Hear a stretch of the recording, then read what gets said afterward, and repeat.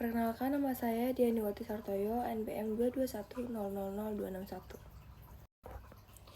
Civil law, also termed Roman, was originally administered in the Roman Empire and codified under Justinian in the 6th century.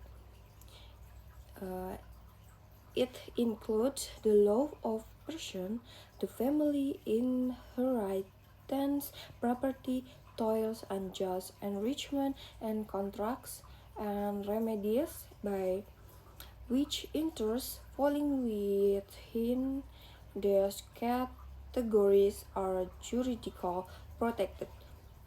Although actually in force but drastically changed since 633, the first three books of the Institute of Justinian, of Person, of Things, of Obligation, and the major civil codes all deal with substantially the same set of problem and relationship called civil law.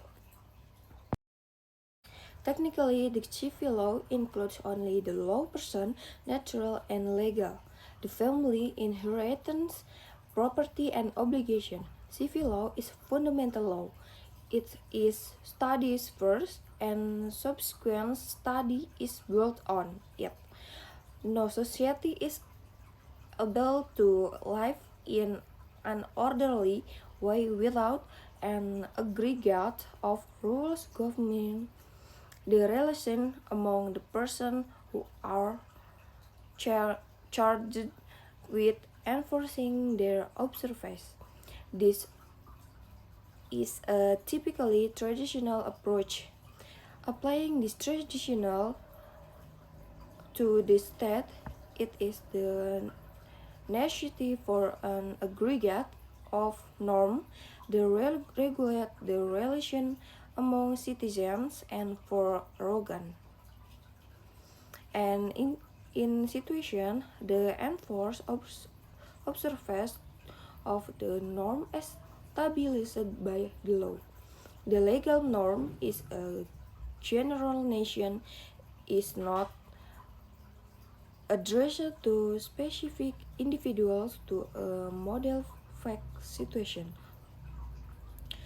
One difficult with the model situation is the occasionally the application of the abstract norm to the concrete case give place to consequences that offend the sense of justice. Equity is the power of very application of the norm. It's the justice of the concrete individual. The civil tradition recognizes only status and truth by legislative power, administrative religions, and custom as course of law. There is no systematic hierarchical theory of such of law. Legislation, of course, is a law book, so are other things, include judicial decision. The main division of all in the civil law tradition is into public law and private law. This distinction is fundamental, necessary, and evident. This distinction has a long history. It was actually employed during the process of codification and reform in the X century and become basics to the systematic reconstruction of the legal order. The confident civil law was the heart of private law, and the dominant concepts of the codes were individual private property and individual freedom of contract.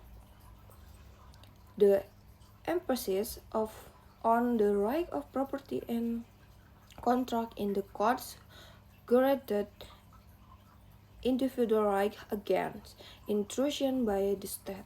The civil courts were thought of the serving a constitution function, and the principles of prior law that were incorporated in the code service their validity not from their previous existence but from their incorporation and reenactment in confided form. Sekian dari saya. Wassalamualaikum warahmatullahi wabarakatuh.